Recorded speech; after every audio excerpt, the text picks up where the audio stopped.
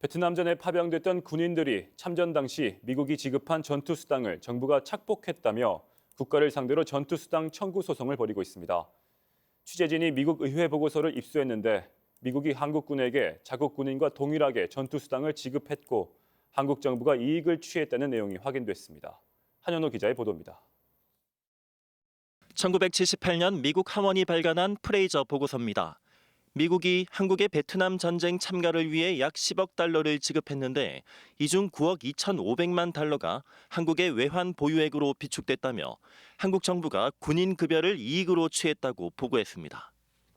미 상원 문건에도 미군과 한국군에게 동일한 전투 수당을 지급하도록 규정한다고 기록돼 있는데 당시 미군 전투부대 한 명의 유지비는 연간 13,000달러였습니다.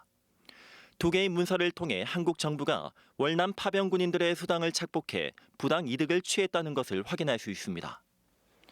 베트남전 참전 용사 180여 명은 지금이라도 정당한 대가를 지급하는 것이 국가를 위해 전쟁터에 나선 이들에 대한 최소한의 보상이라고 호소합니다. 금년이나 내년까지는 국가가 어떻게 하든 우리 개인당 전투수당 항목이 6가지입니다. 6가지 항목은 받아야 됩니다. 우리가 정부로 보고 돈을 달라는 거는 우리가 받아야 할 돈을 달라는 거지. 정부는 이미 소멸시효가 끝난 데다 원고들의 권리 입증이 부족하다며 지급 의무가 없다는 입장입니다. 하지만 원고 측은 정부가 파병군인 수당에 관한 내용을 은폐했던 만큼 정부의 소멸시효 주장은 권리 남용이라고 주장합니다. 실제로 정부 문건에 따르면 당시 정부가 파병 군인에 대한 수당과 보상 부분을 삭제하거나 내용을 바꿔 공개할 것을 미 정부에 요청한 사실이 확인됐습니다.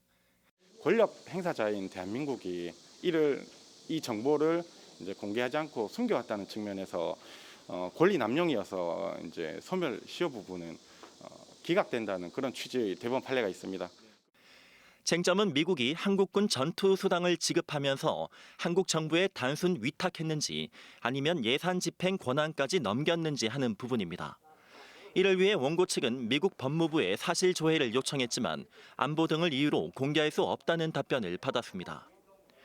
원고 측은 파병 군인들의 파병 근거와 추가 문서를 확보할 계획인데 정부의 부당이익 입증을 두고 치열한 법정 공방이 예상됩니다. TBC 한연호입니다.